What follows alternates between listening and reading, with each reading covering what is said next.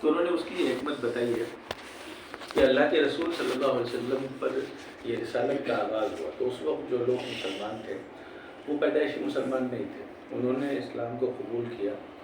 اب انہیں جو ہے یہ بات جو ہے بتانی ضروری تھی کہ ایمان کیا ہے، آخرت کیا ہے، جنت کیا ہے، جہنم کیا ہے.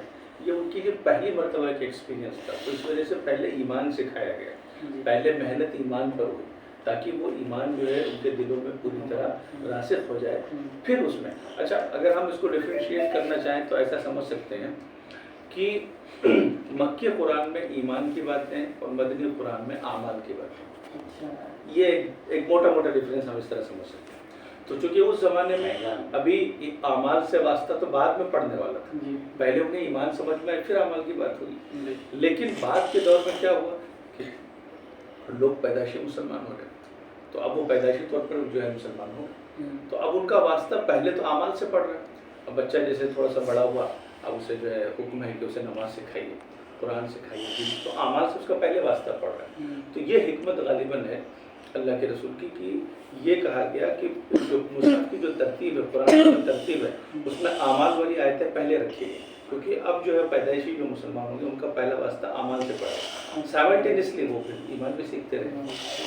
تو یہ ایک حکمت جو ہے اس کے بیان کی تو یہ نبی کریم صلی اللہ علیہ وسلم میں یہ ایسا اللہ کے رسول کے جو یہ ترتیب دکھائی دے رہی ہے وہ اللہ کے رسول کے زمانے سے یہی ترتیب ہے. جب بھی کوئی قرآن کا حصہ نازل ہوتا تھا تو اللہ کے رسول صلی اللہ علیہ وسلم آپ ارشاد فرماتے تھے کہ اس آیت کو فلاں سورے میں لکھ لو، فلاں سورے میں فلاں آیت سے پہلے فلاں آیت کے بارے سے لکھ لیا جائے. تو اس کی جو پوری ترتیب ہے الحمد شریف سے لے کر سورہ ناس تک، یہ ترتیب وہی ہے جو اللہ کے رسول نے ترتیب جو ہے جو فرمائی تھی، وہی ساری ترتیب ہے.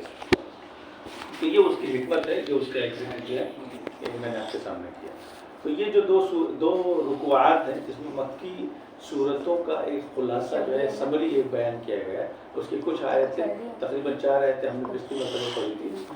آج جو ہے یہ 7ویں آیت سے ہم جو ہے اس کا مطالعہ شروع کر رہے ہیں. اس میں اللہ تعالیٰ ارشاد فرماتے ہیں وَبَشِّرِ الَّذِينَ آمَنُوا، اور آپ ان لوگوں کو خوشخبری سنا دیجیے، ان لوگوں کو بشارت سنا دیجیے جو ایمان والے ہیں، جو ماننے والے ہیں. اس سے پہلے کی آیتوں میں ہم نے وہ پڑھا تھا کہ اللہ رب العزت نے نافرمان قسم کے لوگوں کو کیا جو ہے مرنے کے بعد ٹریٹمنٹ ملے گا اس کا ذکر کیا تھا کہ اس میں جو ہے ان کا جو ہے جہنم میں وہ ڈالے جائیں گے، اور وہ جن جھوٹے خداؤں کو اللہ کو چھوڑ کر مانتے تھے انہیں بھی ان کے ساتھ جہنم میں ڈالا جائے گا تاکہ ان کی حسرت و افسوس میں اور اضافہ ہو.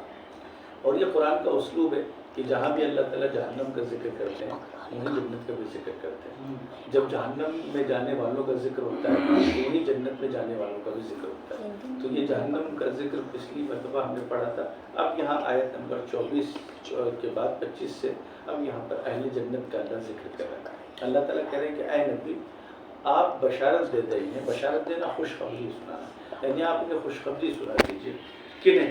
ان لوگوں کو جو ایمان والے